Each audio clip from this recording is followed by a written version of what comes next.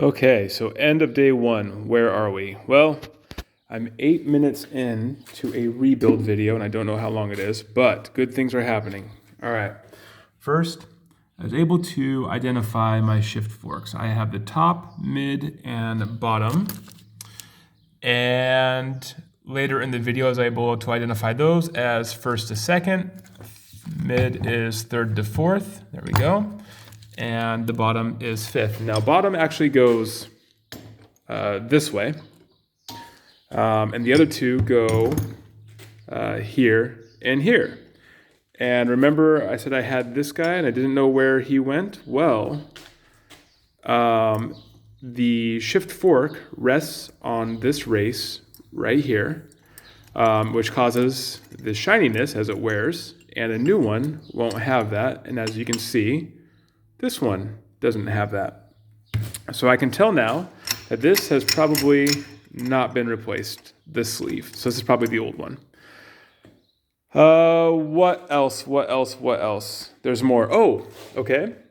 The shift rods, this side's better, reside in these three holes, 1, 2, 3. And they're held in with 1, 2, 3 plugs. I was able to put those plugs from my cardboard into their home for safekeeping. There's another one up here. And the reason why this was removed is because I discovered Mr. Bean had a few friends. So this guy I found residing right there. He was completely blocking the passage. And the smaller one I found in this somewhere, maybe in that hole there. Yeah, it fell on the ground. Luckily, I found it. We have it. I will figure out how to put it back in the video.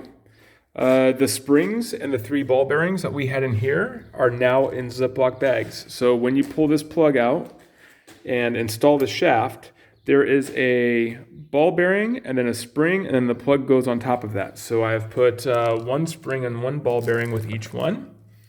Also in the shaft removal are these C-clips. There was 2 sitting here, 1 here, 1 here.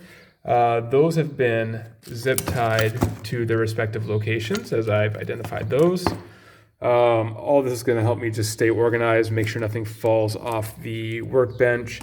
If I remember correctly, this guy had a C-clip installed. I guess I was wrong. Oh, this guy had a C-clip installed. Okay. Well, speaking of this guy. All right, so I also identified this tooth set. He goes here. That is our reverse gear. That's where that goes. And this all goes together like this. So we have small shaft, big shaft. This is where the reverse set goes. And it's all held in place with this 14 millimeter bolt. So what I'm going to do, I'm going to take this plate out. I'm going to put it in a Ziploc bag like that. And I think the best way is I'm going to zip tie these 2 guys together. I think they're going to be partners. And that way we'll be able to keep track of those guys. I get it's not glamorous. Nothing's really been taken apart. Just the fact that we can identify some things. Only 5th gear there until I get to it. Just that fact that we can identify some of these things is really good to me. It kind of makes me hopeful that we will get through this. All right, 1 bolt at a time, right?